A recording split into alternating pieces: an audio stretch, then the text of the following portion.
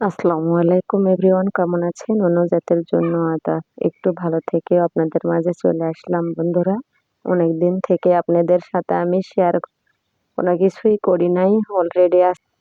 কেমন আছেন আপনারা বন্ধুরা? খুবই ভালো আছেন তো? যাই হোক, আমি তো কোনো কিছুই পারতেছি না থাম্বেল ট্যাম্বেল লাগানো। এই যে আমরা নিয়ে চলে আসছি আপনাদের মাঝে আমরা আচার করার জন্য। শিলে নিচ্ছে আমি, নুন আর হলুদের পানিতে ভিজিয়ে রাখবো। তারপরে চলে যাইতেছি মশলা করার জন্য, চাট মশলা আর চিনি ফ্লেক্স করার জন্য। এই যে বিট লবণটা নিয়ে নিয়েছি, এটা আমার বাড়ির নিজে হাতে তৈরি করা বিট লবণ। আর এই যে এগুলো চাটনি করে নিচ্ছি, তেলে নিয়েছি, এটাও দেখাইতেছি।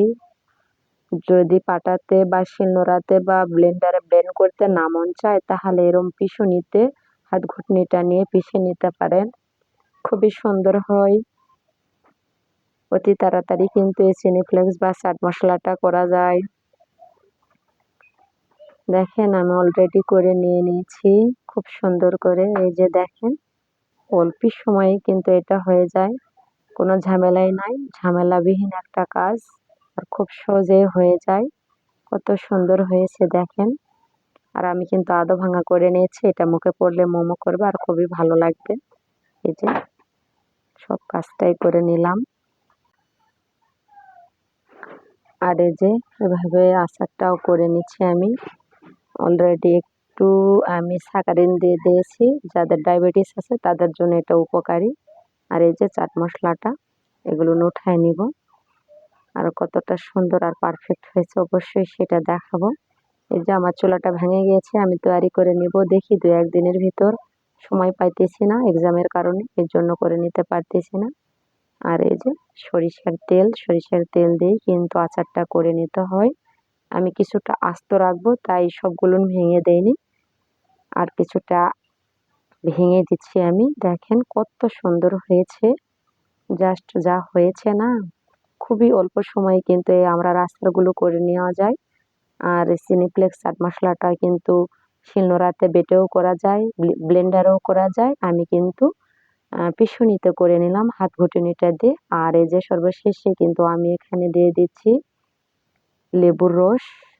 লেবুর রসটা দিলে দীর্ঘদিন পর্যন্ত থাকবে, নষ্ট হবে না, পারফেক্ট হয়েছে।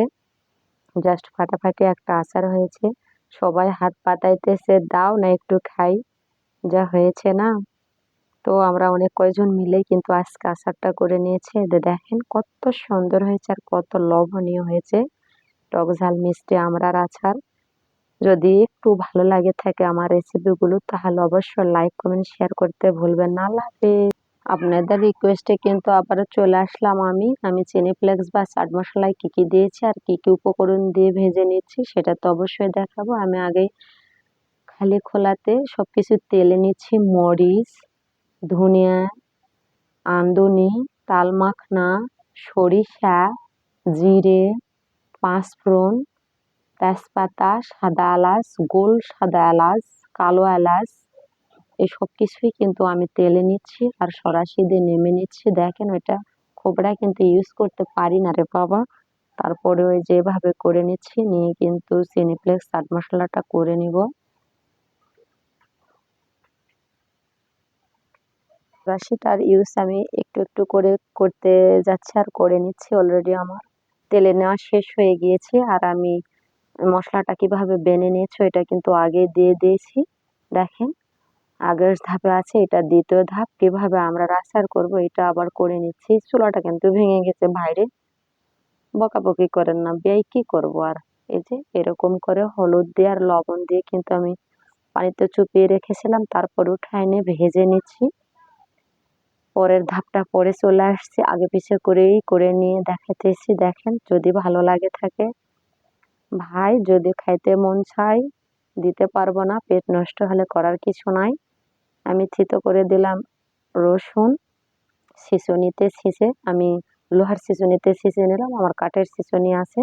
আর এই যে এইটা চিনিফ্লেক্স বা চাট মশলা, এটাতে কিন্তু শুকনো মরিচের গুঁড়ো আছে, টমেটোর গুঁড়ো আছে, সাথে দিয়ে দিলাম, এবং কাঁচা মরিচের গুঁড়ো আছে, ধনে জিরে, তাল মাখনা, জোয়ান আধনি বিভিন্ন রকমের মশলাটা দিয়ে দিয়েছি, আর যতটা দিবেন ততটা টেস্টি আর লোভনীয় হবে।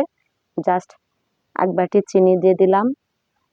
আমার আরও 2 বাটি চিনি লাগবে, কারণ আমড়াটা খুব একটা টক না, তারপরে আমরা একটু মিষ্টি খাইতে পছন্দ করি। আর এই যে লেবুটা আগে কিন্তু চিপে দিয়ে দিয়েছিলাম। আর এই যে পেঁয়াজ কুচি দিলাম, আর আদা রসুনের পেঁয়াজ এগুলো দিলাম।